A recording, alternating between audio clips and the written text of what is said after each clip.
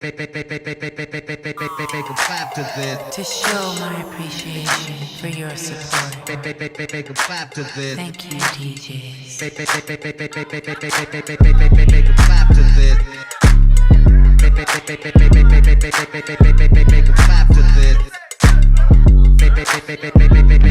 I came in the door, dripped in balance. What's up, y'all? Welcome back to the ZayMoolaSportsPodcast. I'm your host, Isaiah, and we are at the midway mark of the WNBA season. So it is time for me to give y'all my WNBA Midseason Awards, including MVP, Rookie of the Year, Defensive Player of the Year, Coach of the Year, and much more. So without further ado, let's get straight into it. So for MVP and Defensive Player of the Year, I had these awards going to the same player, Nafisa Collier, aka Queen Fee. And I think she's been the best two-way player in the league this season, and her stats definitely back it up. And she is averaging 23.2 points, 7.6 rebounds, 3.3 assists, 1.8 steals, and 1.6 blocks per game. And she's been the best player on the best team in the league, and she's been dominating all season long. And I think that her growth as a shooter has taken her game to the next level, because she's shooting 95% from the free throw line, which is a career high. And she's also shooting 34% from three, which at one point she was shooting about 45% from three. So I know her numbers have fallen a little bit, but still her growth as a shooter has taken her game to that next level, because now you have to defend her all over the floor. She's always been able to get to the paint, finish around the rim. You know, she's had a good post-up game, had a good mid-range game, but now she's really dangerous from that three-point line. So you just cannot leave her over from out there, because if you do, she'll make you pay for it. So she's taking that next step offensively. And then defensively, y'all, I'm not gonna lie, this was close between her and her teammate Alana Smith, because Alana Smith is having a really good defensive season as well. But ultimately, I gave the nod to Fee because of her all-around presence defensively and her versatility. I mean, she is one of the most versatile defenders I've ever seen. She can legitimately guard 1 through 5 because of her speed, her foot quickness, her agility, her high basketball IQ, and her strength. Man, she can lock up any player in the WNBA. She can guard anyone in the league. So I think her two-way presence, man, has been great to see. So again, for MVP and Defensive Player of the Year, had to give a nod to Queen Fee. Players that were in consideration for MVP were Asia Wilson and Alyssa Thomas, and players that were in consideration for Defensive Player of the Year were Kayla Thornton, Veronica Burden, and Alana Smith. But again, y'all had to give a nod to Queen Fee for MVP and Defensive Player of the Year. For Rookie of the Year, we had Paige Beckers, a.k.a. Young Diana Taurasi, a.k.a. Paige Buckets, a.k.a. Lil Paigey. She's having a phenomenal rookie season. And when you look at her stats, which I actually predicted that she would have, I think Paige is going to have a phenomenal rookie season. I think she's going to be an all-star. I think she's going to average like 18 points, 5 rebounds, 6 assists. So, yeah, I would say that I was pretty accurate with my predictions, because she's averaging 18 points, 4 rebounds, 5.5 assists, and 1.7 steals per game. And I also predicted that she would be an all-star. And guess what, y'all? She made the all-star team. So I had to give myself a pat on the back for that. But in all seriousness, Paige has been amazing. She's been just as good as many of us thought she would be. And she's coming to the league and established herself as one of the premier players in the league, which is rare for a rookie to do, but she's done it. And the thing that has impressed me the most about her doing her rookie season so far is the fact that she's playing this well, even though she's not in the most ideal situation. Because as many of y'all probably know, there's a ton of dysfunction going on within that Dallas Wings organization and locker room right now. I mean, it seems like their head coach is not on one accord with his players, and because of that, the Wings have greatly struggled. They've only won 6 games, and they've looked absolutely god-awful. But even with all that going on around her, Paige has remained composed, and she has played at an extremely high level. And I think that many of us were expecting her to get those buckets, because, you know, that's what she does. Her nickname is Paige Buckets. But I really love to see her progression as a playmaker, y'all, because as I stated a couple of minutes ago, she's averaging 5.5 assists per game, which is a really good number for a rookie to average. And she's made some really, good plays as being the lead ball handler for the Dallas Wings. And I think that Paige could probably lead the league in assists one day when she gets more talent around her, because just look at what she's doing right now. And I'll admit that the Dallas Wings definitely don't have the most talented roster in the world, but Paige is still putting up some pretty good, assist numbers. So I love to see that side of her, y'all. And then defensively, she's played well. She's averaging 1.7 steals per game, nearly a block per game. She's moving her feet well, moving well laterally. So I just love what I'm seeing from Paige offensively and defensively, y'all. And I think she's taking on the leadership role for that team next to Arike Agumawale. I mean, when you listen to Paige in these press conferences, man, I love the answers that she's getting. You know, she's not blaming her teammates. With some players will blame their teammates, especially when their team is not playing well and they're playing well. But instead of Paige doing that, she's not blaming her teammates. She's just saying, hey, we're all in this together. We got to get better as a collective unit. I have to play better. So you love to hear a rookie, y'all, a young player, utter those words. So I just love the performance that Paige is putting on right now. Again, offensively, defensively, and in a leadership role. But I'm not going to lie, this was close because you got Sonya Citron and Kiki Iriafen. We see what they're doing for the Washington Mystics. They're having a phenomenal rookie season as well. But right now, y'all, I would have to give Rookie of the Year to Paige Bueckers. For most improved player, we have Veronica Burton of the Golden State Valkyries. And I think she's having a really underrated season. You look at her stats, she's averaging 11 points, 4 rebounds, 5 assists, and 1 steal per game while shooting 35% from 3 and being one of the best on-ball defenders in the league.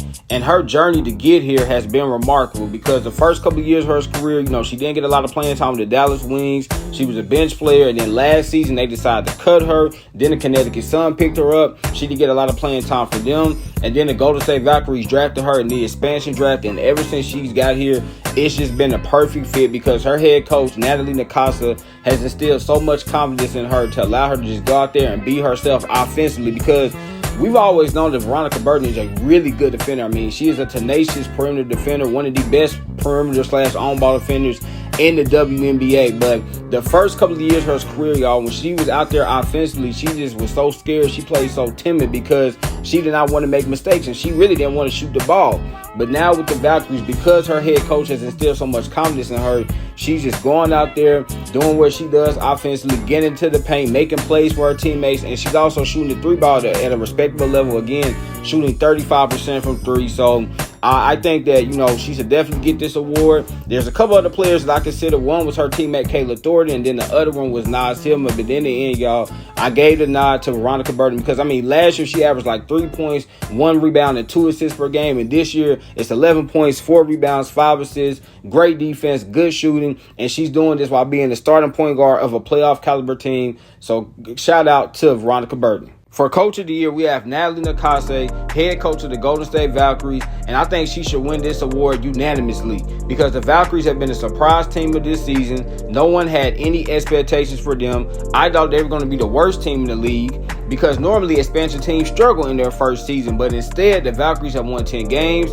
They're in the playoff race, and we have to give a lot of credit to Natalie because she's done an incredible job with this team. Let's be honest, y'all, the Valkyries definitely don't have the most talented team we've ever seen. This roster doesn't have a lot of talent on it, but she's gotten the most out of her players.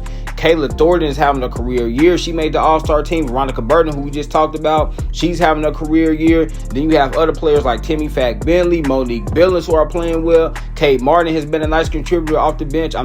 This Valkyries team, they're playing together. They play defense. They have the second best defense in the WNBA behind the Minnesota Lynx, y'all. And I've just been really impressed by the job she's done, the way they've looked. And it looks like the Valkyries are headed to the playoffs, which is very rare for an expansion team to do. Think about it. You're an expansion team, and then your first year, you make the playoffs.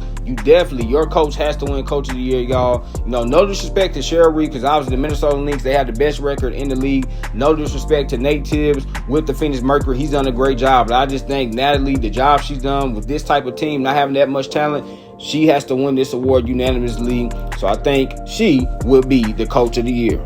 And for 6th Player of the Year, we have Kennedy Burke of the New York Liberty. And man, that girl is shooting that ball at a really high level. You look at her stats, she's averaging 9 points, 2 rebounds, and 1.2 steals per game. But the number that really jumps out to me, y'all, is her 3-point percentage, as she is shooting 49% from 3, which is the second best 3-point percentage in the league behind her teammate Leonie Fevers, who's shooting 50% from 3. So the Liberty have 2 elite shooters on their team, which is absolutely insane. But the jump that Kennedy has made from last year to this year has been truly remarkable to see, because last year she barely played, and when she did play, she wasn't that effective. She only averaged about 3 points per game, shot 25% from 3. But this year, y'all, she's had a major increase in her minutes, and she's made the most of those minutes as she's just been incredible, man. And it's not even just her shooting. I mean, it's been her off-ball movement as well. She's a really good cutter. She moves well without the ball. And then defensively, y'all, she's made a really big jump. Not a lot of people are noticing this, but defensively, she's quicker on her feet than she was last year. She's a more versatile player. She's able to guard multiple positions. And because of that, y'all, it's allowed the Liberty to still have a lot of success, because think about the Liberty, you know, they've missed Jonquel Jones for several games. Rebecca Gardner, she missed a couple of games. Leonie Phoebus missed some games as well. But because of the emergence of Kennedy Burke, she's been able to kind of hold down the fort for those players, and that's why the Liberty have still had the success they've had.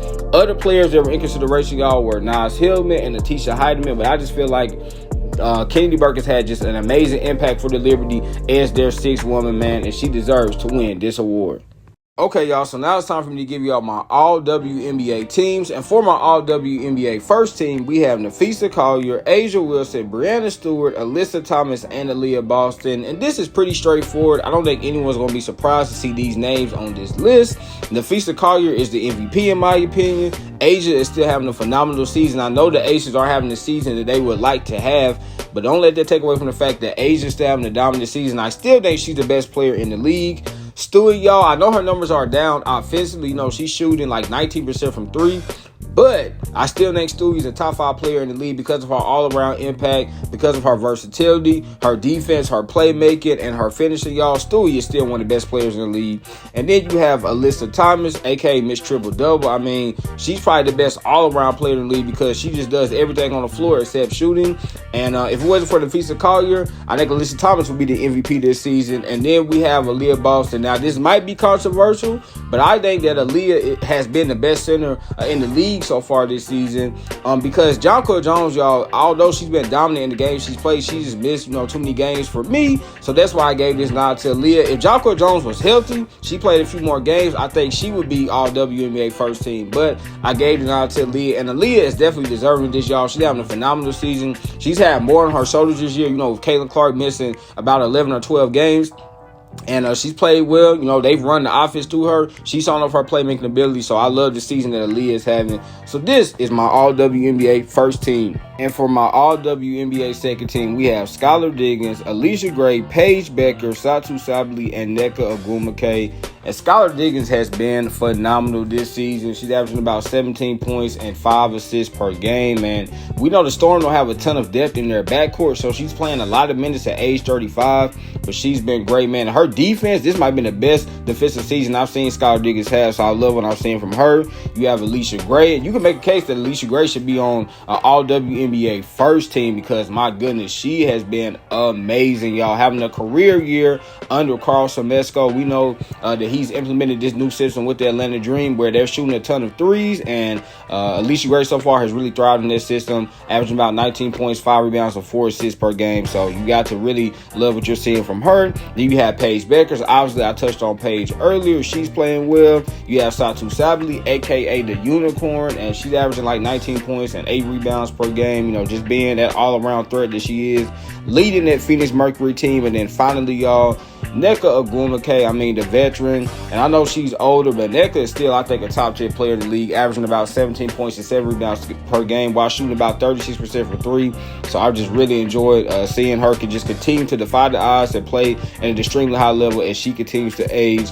So there y'all have it, man. That was my WNBA Midseason Awards, y'all. I hope you enjoyed this. Remember, y'all, laughs, good messages of what? Make sure you get your daily dose. Y'all know I'm in it, man. I love y'all. God bless. Peace.